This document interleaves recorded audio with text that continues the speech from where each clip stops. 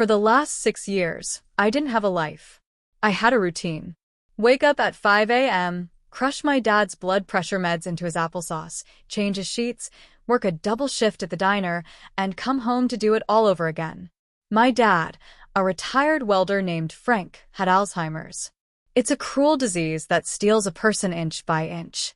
I was the one who held his hand when he forgot where he was.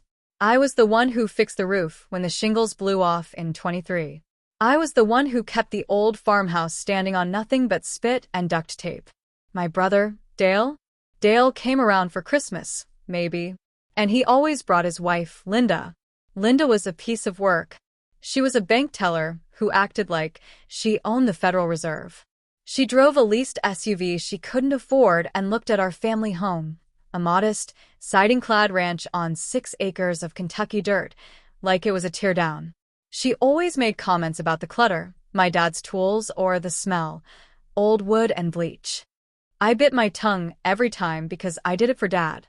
Then Dad passed. It was peaceful, in his sleep, the way you hope it happens. The funeral was on a Tuesday. By Thursday, Linda was measuring the windows for curtains. We were sitting in the kitchen.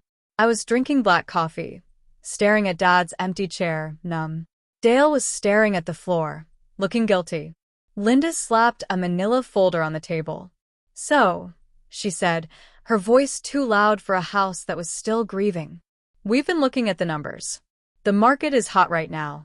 If we list the place next month, we can get top dollar. A developer is looking for land to put up duplexes." I blinked.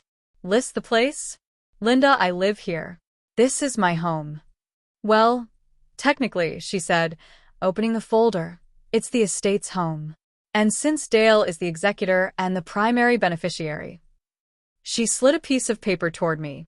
It was a copy of the will. Dad had written it 20 years ago, before I moved in to care for him, before Dale moved 3 towns over and stopped calling. It split everything 50-50, but it gave the executor, Dale, the final say on asset liquidation. "Dale?" I looked at my brother. "You're going to sell the house? Where am I supposed to go?" "Now, confidentially," Linda interrupted, not letting him speak.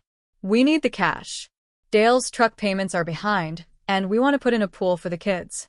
Plus, you've been living here rent-free for 6 years. Think of it as your inheritance was the free rent."